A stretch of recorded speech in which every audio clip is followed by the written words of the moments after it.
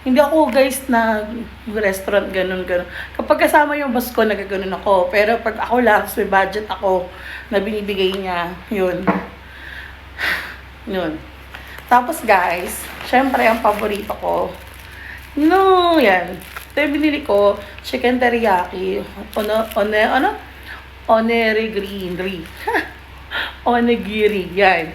69 lang kasi to guys, so mas mura siya. Kasi ayoko nag-fast food ngayon. Kasi nga, fast food naman kami lagi. Tapos guys, hanggang hapunan na by the way guys ha. Or hanggang almusal. So, para hindi na ako lumalabas. Tapos guys, kung may ganito, meron din ganito. Beef bulgogi kimchi rice gimbap. Yan. Yan guys. Hindi ko sure kung ito yung 49 or ito yung 69. Basta ito guys. So, parang